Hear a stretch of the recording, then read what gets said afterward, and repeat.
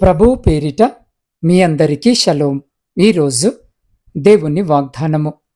ఏశావు ఆ తరువాత ఆశీర్వాదము పొందగోరి కన్నీళ్లు విడుచుచు దాని కోసరము శ్రద్ధతో వెదికినను మారు మనసు పొందనవకాశము దొరకక విసర్జింపబడినని మీరెరుగుదురు. హెబ్రీలకు రాసిన పత్రిక 12వ అధ్యాయము 17వ వచనం. ప్రియ సహోదరి సహోదరులారా, ఈరోజు ఈ వాక్యము వినిచిన మీ అందరికీ మన ప్రభువును ప్రియరక్షకుడైన యేసు క్రీస్తు మహిమగలిగిన నామమున ఈ నూతన దినపు శుభములను వందనములను తెలియజేస్తున్నాను.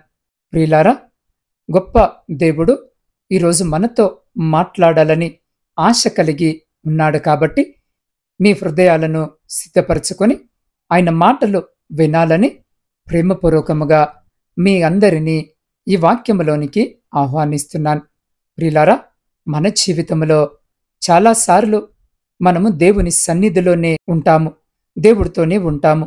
ఆ యొక్క సంఘములో మనం ఎంతగానో పరిచర్య చేస్తాం, అందరి కొరకు మనము ప్రార్థన చేస్తాము. కానీ అనేక సార్లు మన జీవితంలో ఆశీర్వాదము పొందుకోలేని స్థితి మన జీవితాల్లో ఉంటుంది. అనేక సార్లు ఆశించిన ఆశీర్వాదము మన జీవితంలో మనము పొందుకోలేము. ఆ యొక్క ఆశీర్వాదము పొందుకోలేకపోవడానికి కారణము ఏంటో తెలుసా? నువ్వు నేనే అని ఆ గొప్ప దేవాది దేవుడు ఈరోజు మనకు జ్ఞాపకము చేస్తున్నాడు. దేవుడు మనకి మాట చెప్తున్నప్పుడు మనకు ఆశ్చర్యము కలగవచ్చు. కానీ ఒక్కసారి ఏశావు జీవితాన్ని పరిశీలిద్దాం. ప్రియులారా, ఆ రోజుల్లో తండ్రి చనిపోయాక పెద్ద కొడుకుకు ఎక్కువ స్థలాన్ని, డబ్బుల్ని ఇచ్చేవాళ్ళు. దానిని స్వాస్థ్యము అని పిలిచేవారు. ఇస్సాకు కుటుంబంలో ఉన్న స్వాస్థ్యానికి అబ్రహాముకు యెహోవా చేసిన వాగ్దానాలు కూడా కలుస్తాయి. ఆ వాగ్దానాల గురించి ఏశావు పెద్దగా పట్టించుకోలేదు. కానీ యాకోబుకు మాత్రము అవి చాలా విలువైనవని తెలుసు. ఒకరోజు ఏశావు రోజంతా వేటాడి బాగా అలసిపోయి ఇంటికి వచ్చాడు. ఇంటికి రాగానే యాకోబు చేస్తున్న వంట మంచి వాసన వస్తుంది. అప్పుడు ఏశావు యాకోబుతో, నాకు చాలా ఆకలిగా ఉంది, నీ దగ్గర ఉన్న ఆ ఎర్రని కూరలో కొంచెం నాకు పెట్టు అని అడిగాడు. దానికి యాకోబు, పెడతాను, కానీ ముందు నీకు వచ్చే స్వాస్థ్యాన్ని నాకిచ్చేస్తానని మాట ఇవ్వు అని అన్నాడు. ఏశావు, నాకు నా స్వాస్థ్యము పెద్ద ముఖ్యము కాదు, నువ్వు తీసుకో, నాకిప్పుడు తినడానికి కావాలి అన్నాడు. ప్రియులారా, ఏశావు అలా చేయడము తెలివైన పనే అంటారా? మీకేమనిపిస్తుంది? అది తెలివైన పని కాదు కదా. ఏశావు చాలా విలువైన దాన్ని ఒక గిన్నె కూర కోసము ఇచ్చేశాడు. ప్రియులారా, యాకోబు నేడు నాతో ప్రమాణము చెయ్యమనెను. అతడు యాకోబుతో ప్రమాణము చేసి అతని జ్యేష్ఠత్వమును అమ్మివేయగా అన్న వచనము ప్రకారము అనేక సార్లు మనము దేవునితోనే ఉంటాము. ఈ లోకములో ఒక క్రైస్తవుడిగా, ఒక భక్తి పరురాలుగా, ఒక భక్తి పరుడిగా మనం ఈ లోకములో జీవిస్తూ ఉంటాము. కానీ మన జీవితంలో ఏమి జరుగుతుందో తెలుసా? మనము దేవుడు ఏది వద్దు, కాదు, ఇది చేయొద్దు అని చెప్పిన విషయాలను మనము ప్రక్కన పెట్టేసి మనం మాత్రము పాపములోనే జీవిస్తూ ఉంటాం. ఆరాధనలో ఎంతగానో కన్నీటితో ప్రార్థన చేస్తాం, కన్నీటితో దేవుని ఆరాధిస్తాం, దేవుని కొరకు ప్రయాసపడతాము. కానీ మన హృదయంలో సంవత్సరాలుగా దేవుడికి అవిధేయత కలిగిన జీవితాలు, దేవుడికి వద్దు అన్న జీవితాలు మనము జీవించడము ద్వారా దానికి మనం ఎక్కువగా ప్రాముఖ్యత ఇస్తున్నాము. కాబట్టి మన ఆశీర్వాదమును మనము పొందుకోలేకపోతున్నాం. ప్రియులారా, ఇప్పుడు అర్థమైందా? మన ఆశీర్వాదానికి ఎవరు అడ్డు కాదు, నువ్వు నేనే. మన యొక్క జీవితమే, మన యొక్క ప్రవర్తననే, మన యొక్క ఇష్టాలే నీ యొక్క ఆశీర్వాదానికి, నా యొక్క ఆశీర్వాదానికి అడ్డు అని ఆ గొప్ప దేవాది దేవుడు ఈరోజు నీతో నాతో జ్ఞాపకము చేస్తున్నాడు. ప్రియులారా, హెబ్రీలకు రాసిన పత్రిక 12వ అధ్యాయము 16, 17 వచనాలను మనము ఒక మారు చదివినట్లయితే, ఒక పూట కూటి కొరకు తన జ్యేష్ఠత్వపు హక్కును అమ్మివేసిన ఏశావు వంటి భ్రష్టుడైనను వ్యభిచారి అయినను ఉండునేమో అనియు జాగ్రత్తగా చూచుకొనుడి. ఏశావు ఆ తర్వాత ఆశీర్వాదము పొందగోరి కన్నీళ్లు విడుచుచు దానికోసరము శ్రద్ధతో వెదికినను మారు మనసు పొందనవకాశము దొరకక విసర్జింపబడనని మీరెరుగుదురు అన్న వచనముల ప్రకారము మనము అనుకుంటూ ఉంటాము కదా, ఆశీర్వాదము రావట్లేదు, అందరినీ దేవుడు ఆశీర్వదిస్తున్నాడు, నన్నెప్పుడు ఆశీర్వదిస్తాడు అన్న ఆలోచన మనకుంటుందేమో. కానీ ఆశీర్వాదము పొందుకోకపోవడానికి కారణము ఎవరో తెలుసా? నువ్వు, నేనే. మన యొక్క అవిధేయతే, మన యొక్క ఇష్టాలు, మన యొక్క తలంపులు, మన యొక్క లోక ఆశలు. ఈ లోకములో దేవుని చిత్తము ఉండి కూడా వారి యొక్క ప్రవర్తన ద్వారా ఎవరు బైబిల్లో ఆశీర్వాదాన్ని పొందుకోలేకపోయారో వారి జీవితాల నుంచి దేవుడు వారి జీవితంలో ఏ విధముగా ఉన్నాడో, వారు ఎలాగూ ప్రవర్తించారో, వారి చివరికి ఏమయ్యారో మనము 3 అంశాలలో ఈరోజు గమనిద్దాం. మొదటిది, నువ్వెందుకు ఆశీర్వాదము పొందుకోవట్లేదో గ్రహించాలి కదా.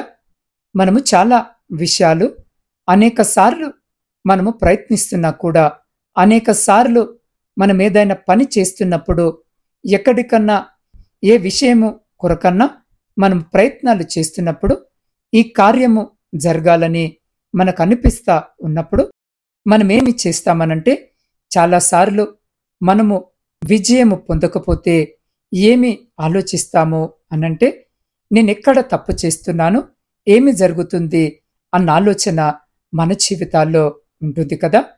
అలాగే మనము మన జీవితాల్లో దేవుని కొరకు నిలబడుతున్నా కూడా, దేవుడి సన్నిధిలో ఉన్నా కూడా, నువ్వు అనేక మంది కొరకు ప్రార్థన చేస్తున్నా కూడా, నీ జీవితంలో ఆశీర్వాదము ఎందుకు పొందుకోవట్లేదో నువ్వు, నేను, మనందరము గ్రహించాలి. అసలెందుకు పొందుకోవట్లేదు? ఒక 5 విషయాలు నేను ఈరోజు మీతో పంచుకోవాలని ఆశ కలిగి ఉన్నాను. అనేక సార్లు మనం ఆశీర్వాదాన్ని పొందుకోలేకపోవడానికి కారణము, కొన్నిసార్లు ఏమవుతుందో తెలుసా? దేవుడే మన యొక్క విశ్వాసాన్ని పరీక్షిస్తారు. రెండవదిగా అవిధేయత. మన యొక్క అవిధేయత మన ఆశీర్వాదాన్ని పొందుకోకుండా చేస్తుంది. తర్వాత మన ఇష్టాలు ఉండబట్టి, ఇది ఇష్టము కానీ దేవుడు వదిలేయ్, వద్దు, కాదు, ఆ అమ్మాయి విషయంలో, ఆ అబ్బాయి విషయంలో వదిలేయ్ అని చెప్పినా మనకు ఇష్టము ఉండబట్టి దేవుని మాటను విసర్జించి మనము దేవుని ఆశీర్వాదాన్ని పొందుకోలేకపోతున్నాం. 4వదిగా మనము ప్రార్థన వాక్య ధ్యానమును వదిలివేయడం ద్వారా, మనము ప్రార్థనను, వాక్యాన్ని నిర్లక్ష్యము చేయడము ద్వారా దేవుడు అనుగ్రహించి ఆశీర్వాదాన్ని పొందుకోలేకపోతున్నాం. 5వ విషయాన్ని గమనిస్తే, మనలో ఉన్న అవిశ్వాసము ద్వారా నువ్వు, నేను దేవుడు అనుగ్రహించే ఆశీర్వాదాలను పొందుకోలేకపోతున్నామని ఈరోజు జీవాక్యము వినిచిన నీవు, నేను గ్రహించగలగాలి. ప్రియులారా, మనం ఈ లోకములో ఒక ఆశీర్వాదము లేకుండా మన జీవితాలు ముగించడము దేవుడి చిత్తము కాదు. కాబట్టి నువ్వు, నేను ఈ లోకములో ఉండగానే ఆశీర్వాదాన్ని పొందుకోకుండా ఉండడానికి ఆ యొక్క సమస్య ఏమిటో, ఎందుకు పొందుకోలేకపోతున్నామో నువ్వు, నేను గ్రహించగలగాలి. ప్రియులారా, ఆ విషయాన్ని గనుక మనము గమనించినట్లయితే, ఏ వ్యక్తి బైబిల్లో దేవుడి చిత్తము ఉండి కూడా, దేవుడు అనుకుంటున్నా కూడా, తన అవిధేయత ద్వారా, తన అవిశ్వాసము ద్వారా, తన మాట వినని తత్వము ద్వారా ఏ విధముగా ఆశీర్వాదాన్ని పొందుకోలేకపోయాడో ఒక వ్యక్తి జీవితము ద్వారా మనము చూద్దాం. ప్రియులారా, మనము దేవుని యొక్క ఆశీర్వాదాన్ని పొందుకోలేకపోవడానికి కారణము, ఇందాకే నేను చెప్పినట్టు, ఎవరో కాదు, నువ్వు, నేనే. మొదటిగా మనము చూస్తే, నువ్వెందుకు ఆశీర్వాదము పొందుకోవటం లేదో గ్రహించు. మొట్టమొదటిగా నీ జీవితము దేవుని చిత్తములో ఉందని గ్రహించు. మనము చాలాసార్లు ఈ విషయాన్ని మర్చిపోయి మనం ఇష్టం వచ్చినట్లుగా ఈ లోకములో మనము ప్రవర్తిస్తూ ఉంటాం. మనము మన జీవితాలు దేవుని చిత్తములో ఉన్నాయని గ్రహించాలి. ఆ యొక్క విషయాన్ని మనం అనేక సార్లు మరిచిపోయి మనమిష్టము వచ్చినట్లుగా ప్రవర్తించబట్టే మన జీవితాల్లో దేవుడు ఆశించిన ఆశీర్వాదాన్ని మనము పొందుకోలేకపోతున్నాం. ప్రియులారా, సమూయేలు మొదటి గ్రంథము 10వ అధ్యాయము 1వ వచనము. అప్పుడు సమూయేలు తైలపు బుడ్డి పట్టుకొని సౌలు తల మీద తైలము పోసి అతన్ని ముద్దు పెట్టుకొని, యెహోవా నిన్ను అభిషేకించి తన స్వాస్థ్యము మీద అధిపతిగా నియమించి ఉన్నాడు అని చెప్పి ఇలాగు సెలవిచ్చెను అన్న వచనము ప్రకారము, ప్రియులారా, సౌలు యొక్క తండ్రి చెప్పాడని సౌలు గాడిదలను వెతకడము కొరకు వేరే వేరే దేశాలకు తన యొక్క సైనికులను తీసుకుని వెళుతున్నాడు. వెళుతుంటే అక్కడ దేవుడు సమూయేలును దర్శించి, సౌలు దేవుడు తన స్వాస్థ్యము మీద తనను అధిపతిగా ఎన్నుకున్నాడని చెప్పినప్పుడు సౌలుకు అర్థము కావాలి కదా, నేను నా జీవితము బహు జాగ్రత్తగా ఉండాలి, నేను దేవుడి సహాయముతో దేవుడితో నా జీవితాన్ని ముందుకు కొనసాగించాలి, ముందుకు వెళ్ళాలి, నేను దేవుడితో ఉండాలి అన్న ఆలోచన సౌలుకు ఉండాలి కదా. ప్రియులారా, ఆ విధముగానే మనము కూడా ఈ విషయాన్ని మరిచిపోతూ ఉంటాం. తన బిడ్డలైన ఇశ్రాయేలు ప్రజల మీద నిన్ను స్వాస్థ్యముగా దేవుడు నియమించాడు అని సౌలుకు సమూయేలు చేత తైలపు బుడ్డితో దేవుడు అభిషేకించాడు. కాని సౌలు చాలాసార్లు దేవుని మాట వినకుండా దేవుడు ఏదైతే ఆశీర్వాదాన్ని ఇచ్చాడో సౌలు జీవితంలో ఆ ఆశీర్వాదాన్ని పొందుకోకుండానే ఈ లోకమును విడిచిపెట్టి వెళ్ళిపోయాడు. అవును ప్రియులారా, మనము కూడా చాలాసార్లు ఈ విషయాన్ని మర్చిపోతాం. నువ్వు నేను దేవుని తెలుసుకున్న తర్వాత, రక్షణ పొందుకున్న తర్వాత, దేవుడిలో కొనసాగుతున్నప్పుడు నువ్వు నేను ఒక విషయాన్ని మర్చిపోకూడదు. నీ జీవితము నా జీవితము దేవుడి చిత్తములో ఉంది. నీ ఇష్టము వచ్చినట్లుగా ఈ లోకములో జీవించకూడదు అన్న జ్ఞానము మనకుండాలి, అన్న దైవిక జ్ఞానము మన జీవితాల్లో ఉండాలి. ప్రియులారా, మొదటిగా మనము చూస్తే దేవుడు ఏది చెప్తే అది చేయాలి, అంతే కదా. దేవుడు ఏది చెప్తే అది మనం ఈ లోకములో చేసేవారిగా ఉండాలి. కానీ ఈ లోకములో చాలామంది నువ్వు ఎవరి దగ్గరైనా ఉద్యోగము చేస్తున్నా కానీ ఏదైనా ఒక అధికారి కింద నువ్వున్నప్పుడు ఏమి చేస్తావు అనంటే నీ పై అధికారి ఏది చెప్తే అది చేస్తావు కదా. ఏ ప్రశ్న అయినా ఆయన దగ్గర వేయము. కానీ మనము దేవుడు ఏదైనా చెప్పినప్పుడు మనం అనేకమైన ప్రశ్నలను దేవునికి వేస్తూ ఉంటాము. ప్రియ సహోదరి సహోదరులారా, దేవుడు ఏది చెప్తే అది చేస్తే చాలు, మన జీవితము అనేక మందికి ఆశీర్వాదకరముగా ఉంటుంది. సౌలు జీవితంలో దేవుడు ఏమని చెప్పాడనంటే, సౌలును అభిషేకించిన తర్వాత సమూయేలు చెప్తా ఉన్నాడు, నువ్వు గిల్గాలుకు వెళ్ళు, అక్కడ 7 రోజులు నువ్వున్న తర్వాత నేను నీ దగ్గరికి వస్తానని సమూయేలు సౌలుతో స్పష్టముగా చెప్పాడు. సౌలు వెళ్ళిపోయాడు. కొన్ని రోజుల తర్వాత అక్కడ ఇశ్రాయేలు దేశంలో ఇశ్రాయేలుల మీదికి ఫిలిస్తీయులు యుద్ధానికి వచ్చారు.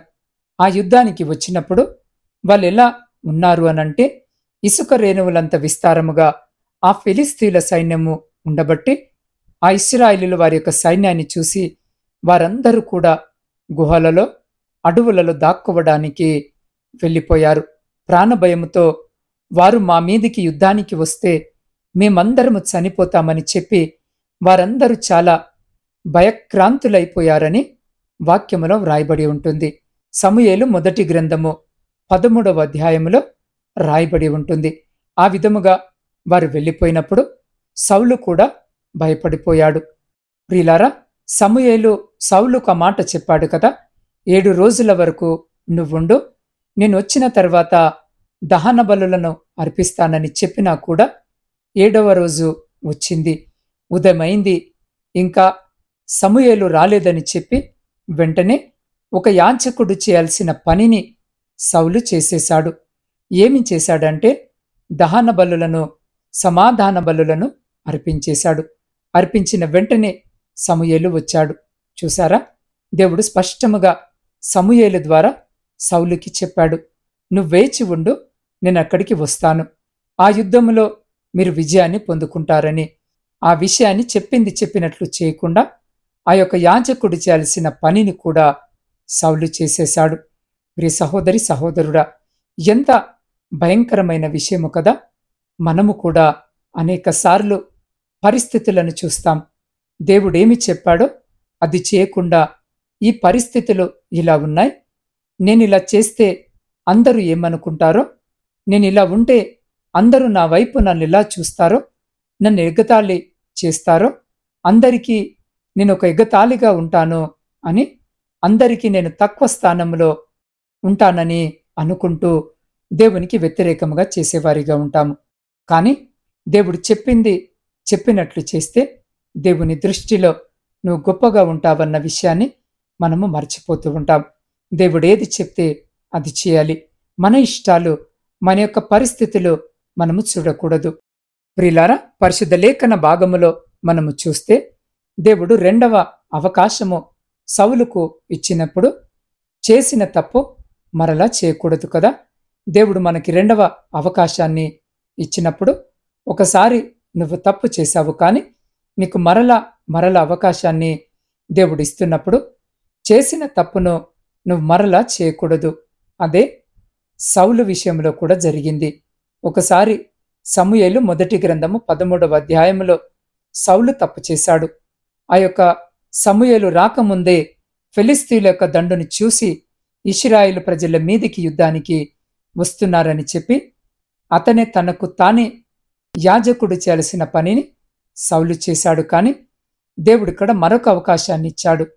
నువ్వు ఆ యొక్క ఇశ్రాయేలు సైన్యముతో అమాలేకుల మీదికి యుద్ధానికి వెళ్ళి అక్కడున్న పిల్లలను, పశువులను, గాడిదలను అన్నింటినీ ఏది కూడా వదలకుండా అన్నింటినీ హతము చేయాలి, అన్నింటినీ నాశనము చేయాలని చెప్తే దేవుడు ఇంకొక అవకాశం ఇచ్చినట్లే కదా.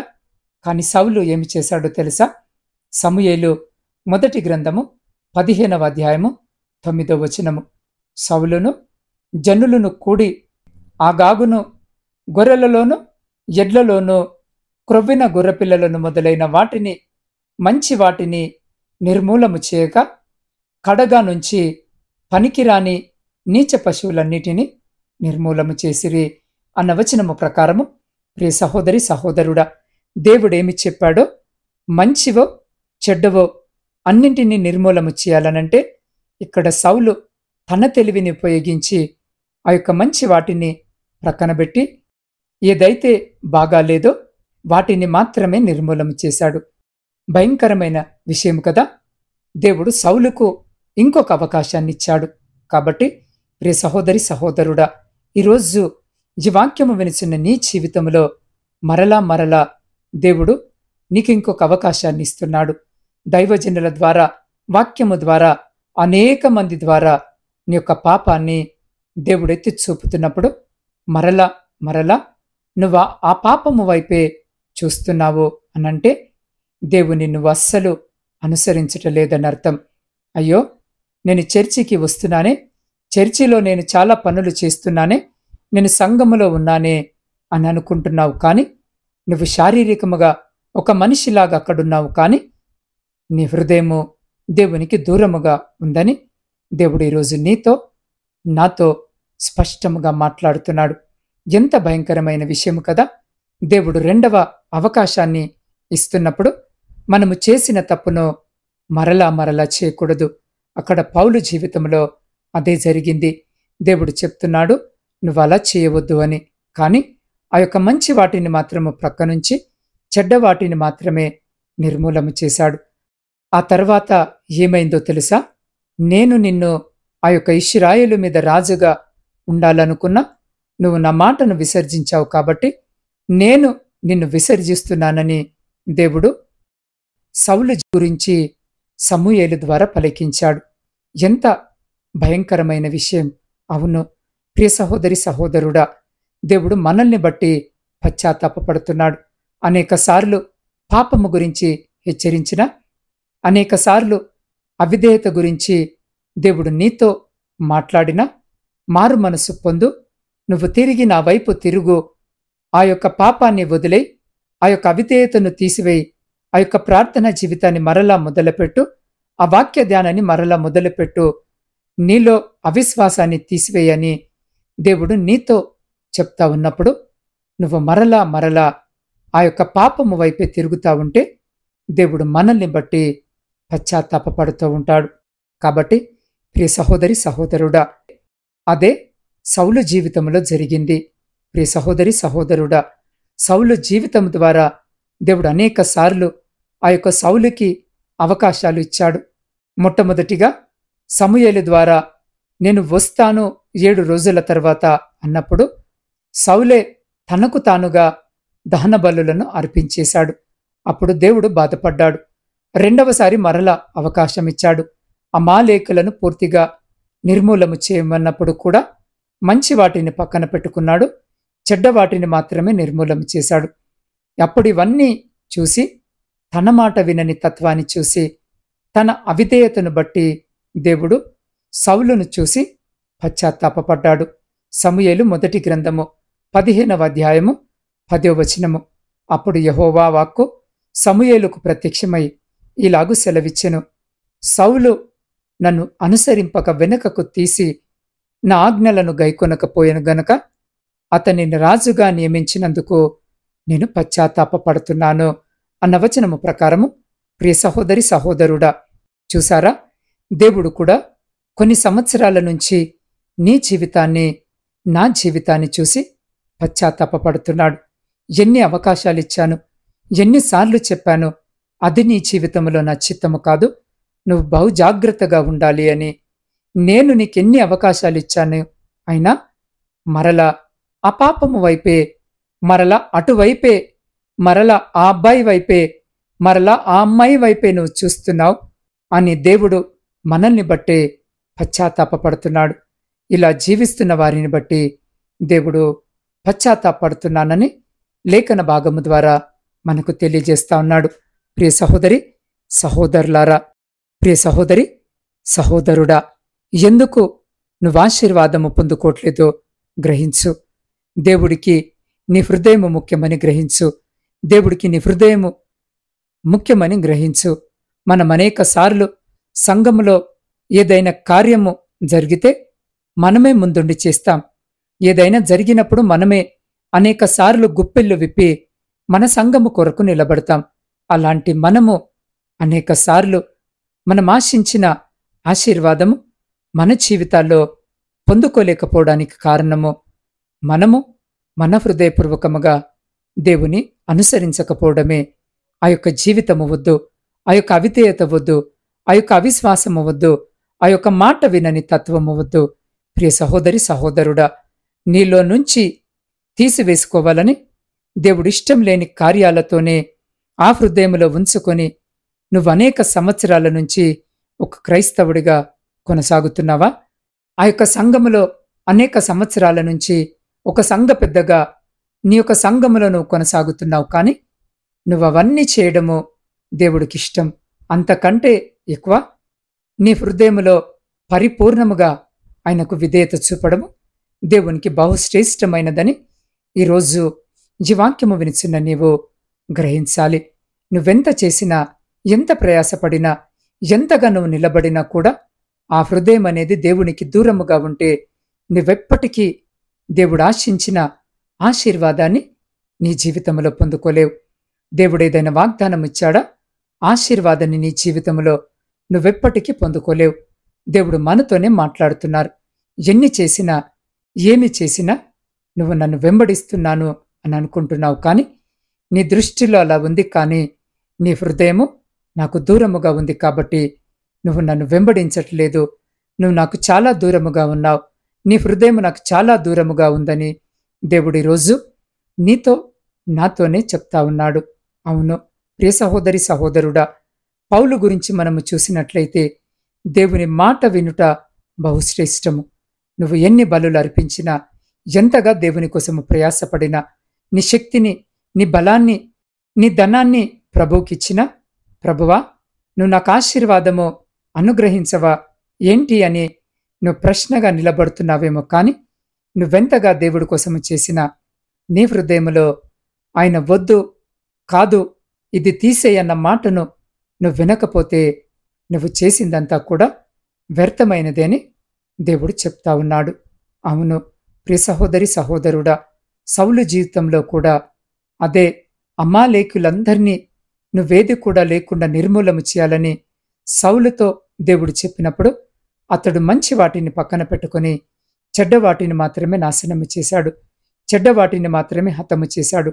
అప్పుడు సౌలు దగ్గరికి సమూయేలు వచ్చి ఒక మాట సెలవిచ్చినట్లుగా సమూయేలు మొదటి గ్రంథము 15వ అధ్యాయము 22వ వచనంలో మనము గమనించగలము. అందుకు సమూయేలు తాను సెలవిచ్చిన ఆజ్ఞను ఒకడు గైకొనుట వలన యెహోవా సంతోషించినట్లు ఒకడు దహన బలులను అర్పించుట వలన ఆయన సంతోషించిన ఆలోచించుము. బలులు అర్పించుట కంటే ఆజ్ఞను గైకొనుట, పొట్టేళ్ల క్రొవ్వు అర్పించుట కంటే మాట వినుటయు శ్రేష్టమని దేవుని వాక్యము సెలవిచ్చిన ప్రకారము ప్రియ సహోదరి సహోదరుడా, నువ్వు ఎన్ని అర్పిస్తే ఏంటి, సౌలులాగా నువ్వెంతగా ప్రయాసపడితే ఏంటి, దేవుని మాట వినడము శ్రేష్టము కదా. దేవుడు ఆనాడు సమూయేలు ద్వారా సౌలుతో మాట్లాడాడు. అదే దేవుడు ఈరోజు నీతో నాతో మాట్లాడుతున్నాడు. నువ్వెన్ని చేస్తే ఏంటి, ఎన్ని కార్యాలు నీ సంఘములో చేస్తే ఏంటి, నువ్వు నా మాట వినడము బహుశ్రేష్టము కదా అని దేవుడు మనతోనే మాట్లాడుతున్నాడు. అవును ప్రియ సహోదరి సహోదరుడా, దేవుని ఆజ్ఞలను మనము విసర్జిస్తే దేవుడు మనల్ని విసర్జిస్తాడు. మనము దేవుని ఆజ్ఞలను ఎన్నో సంవత్సరాలు ఇది కాదు, ఇలా ఉండాలి, ఇది కాదు, నీ హృదయంలో యొక్క ఆలోచన తీసివేయి, యొక్క తలంపును తీసేయి, యొక్క ఇష్టాన్ని తీసేయి అని దేవుడు మరలా నీకు చెప్తా ఉన్నప్పుడు ఆయన మాటను అనేక సార్లు పక్కన పెట్టేశావు కదా. అనేక సార్లు ఆయన మాట వినకుండా, లెక్క చేయకుండా నీ జీవితాన్ని గడిపావు కదా. దేవుడు మనల్ని విసర్జిస్తాడు. జాగ్రత్త. సమూయేలు మొదటి గ్రంథము 15వ అధ్యాయము 23వ వచనాన్ని మనము చదివితే, తిరుగుబాటు చేయుట సోదె చెప్పుటయును పాపముతోను సమానము, మూర్ఖతను అగపరచుట మాయ విగ్రహము గృహదేవతలను పూజించుటతో సమానము. యెహోవా ఆజ్ఞను నువ్వు విసర్జించితివి గనక నువ్వు రాజుగా ఉండకుండా ఆయన నిన్ను విసర్జించననగా అన్న వచనము ప్రకారము ఈ మాట దేవుడు సౌలు గురించి సమూయేలు చేత చెప్పిస్తున్నాడు. ఎంత భయంకరమైన విషయము కదా ప్రియ సహోదరి సహోదరుడా. మనము కూడా అనేక సార్లు దేవుని మాటను మనము విసర్జిస్తాం. సౌలు ఏమి చేశాడో తెలుసా?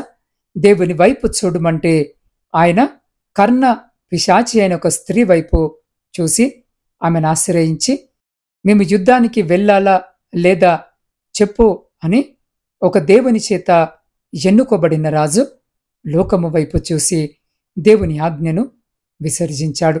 మనము కూడా అనేక సార్లు ప్రియ సహోదరి సహోదరుడా, దేవుడి చిత్తము మన జీవితంలో ఉందని మనం గ్రహిస్తాం. దేవుడు ఆశీర్వాదం ఉందని, వాగ్దానం ఉందని, దేవుడు నడిపిస్తున్నాడని గ్రహిస్తాం. కానీ కొన్ని పరిస్థితుల వల్ల లోకము వైపు మనము కూడా చూస్తాము. అందుకనే మరణాన్ని, శాపాన్ని కొని తెచ్చుకునే వారముగా మనముంటా ఉన్నామని ఈరోజు నేను జ్ఞాపకము చేస్తూ ఉన్నాను. కాబట్టి ప్రియ సహోదరి సహోదరుడా, ఈరోజు ఈ వాక్యము వినిచిన నీవు పశ్చాత్తాపపడు. నీ జీవితంలో అవిధేయత ఉంది, అవిశ్వాసం ఉంది, ప్రార్థనా జీవితానికి నేను దూరమైపోయాను, వాక్యానికి నేను దూరమైపోయానని నీకు అర్థమవుతుంది కదా. అయితే ఈ క్షణమే పశ్చాత్తాపపడి కారణము తెలుసుకొని దేవుని సన్నిధిలో ప్రార్థించు. ఎందుకంటే దేవుని వాక్యము సెలవిస్తుంది, విరిగిన హృదయము గలవారికి యెహోవా ఆసన్నుడు, నలిగిన మనసు గలవారిని ఆయన రక్షించును అన్న వచనము ప్రకారము ఈరోజు ఈ వాక్యము వినిచున్న నీవు విరిగిన హృదయముతో, ప్రభువా నన్ను క్షమించు తండ్రి, నేను తప్పు చేశాను, నేను పశ్చాత్తాపపడతాను అని నీవు దేవుని సన్నిధిలో కన్నీరు విడిచి ప్రార్థిస్తే కనుక ప్రియ సహోదరి సహోదరుడా, దేవుని వాక్యము సెలవిచ్చిన రీతిగా విరిగిన మనసే దేవునికిష్టమైన బలులు. దేవా, వెరిగి నలిగిన హృదయమును నువ్వు అలక్ష్యము చేయవు అన్న వచనము ప్రకారము నువ్వు నిజముగా పశ్చాత్తాపపడితే ప్రభు ఆశీర్వదించే దేవుడయ్యున్నాడు. నీ మాట వినే దేవుడయ్యున్నాడు. నీ వైపు చూసే దేవుడయ్యున్నాడు. అందుకే ఈరోజు నీ అవిశ్వాసాన్ని విడిచిపెట్టి, నీ పాపాన్ని విడిచిపెట్టి, నీ యొక్క మూర్ఖతను, నీ యొక్క మొండితనాన్ని విడిచిపెట్టి దేవుని సన్నిధిలో మోకరించి ఆయన వైపు చూస్తూ ఎప్పుడైతే ప్రార్థన చేస్తావో దేవుడు నిన్ను బహు గొప్పగా నిలబెట్టబోతున్నాడు. కాబట్టి ప్రియ సహోదరి సహోదరుడా, ఈరోజు ఈ సమయంలో ఈ వాక్యము వినిచిన నీవు ఏ స్థితిలో ఉన్నా, ఏ స్థలములో ఉన్నా, అదే స్థితిలో అదే స్థలములో నిలవబడి ఒక్క నిమిషము కళ్ళు మూసుకొని నాతో పాటు ప్రార్థనలో ఏకీభవిస్తావా?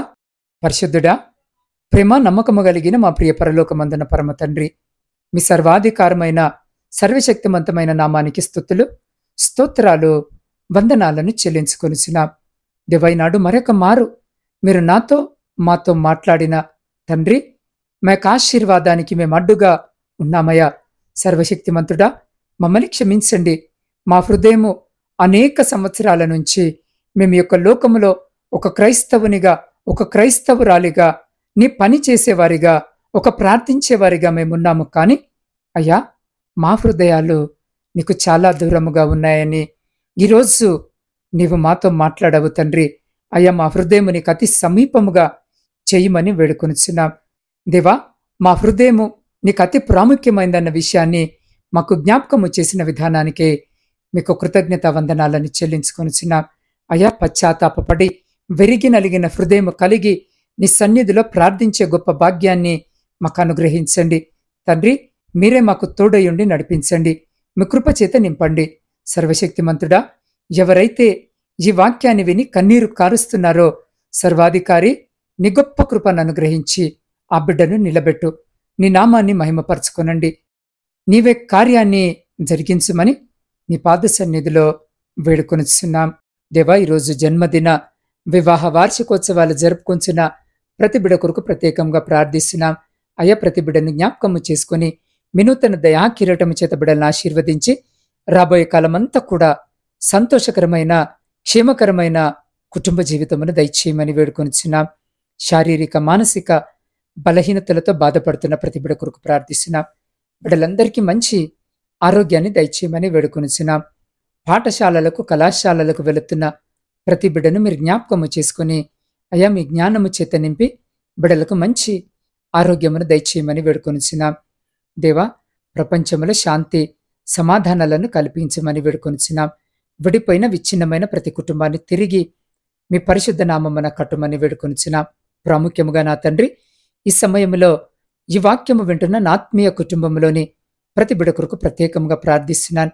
అయ్యా, ప్రతి బిడ్డను పేరు పేరు వరుసన మీరు జ్ఞాపకము చేసుకుని ఆశీర్వదించమని వేడుకొనిచున్నాం. దేవ, ప్రతిదినము వారి వాక్యము విని ప్రార్థనలో ఏకీభవిస్తున్నారు. అయ్యా, బిడ్డలకు ఏ కష్టముందో, ఏ బాధ ఉందో, ఏ కన్నీరు కారుస్తున్నారో నాకైతే తెలియదు తండ్రి. సమస్తమును మీరు ఎరిగిన దేవుడు వింటున్నావు. ఈరోజు వారి ప్రతి కన్నీటిని, వారి ప్రతి బాధను, వారి ప్రతి ఆయాసమును, ప్రతి లోటును, ప్రతి ఇబ్బందిని, ప్రతి అక్కరను మీ పాద సన్నిధిలో పెట్టుచున్నాను. వారి ప్రతి ప్రార్థనకు మీరు జవాబును దయచేసి వారి జీవితాలలో, కుటుంబాలలో, వారి దాంపత్య జీవితంలో, ప్రాముఖ్యంగా వారి ఆధ్యాత్మిక జీవితంలో ఉన్న ప్రతి విధమైన ఆయాసము, దుఃఖము, లేమి, ప్రతి అంధకార సంబంధమైన శక్తులన్నిటినీ మీ పరిశుద్ధ నామమున లయపరిచి మీ ఆకాశపు వాక్యాలను విప్పి మీ సమృద్ధికరమైన దీవెన ఆశీర్వాదాల చేత బిడ్డల జీవితాలను, కుటుంబాలను దీవించి ఆశీర్వదించి తృప్తిపరిచి మీ కృపలో భద్రపరుచుకొని ముందుకు నడిపించమని సమస్త ఘనత మహిమ మీకే చెల్లించు మా రక్షకుడును మీ ప్రియకుమారుడైన యేసు క్రీస్తు మహిమ కలిగిన నామమున ప్రార్థించి స్తుతించి అడిగి పొందుకొని ఉన్నాము తండ్రి. ఆమేన్.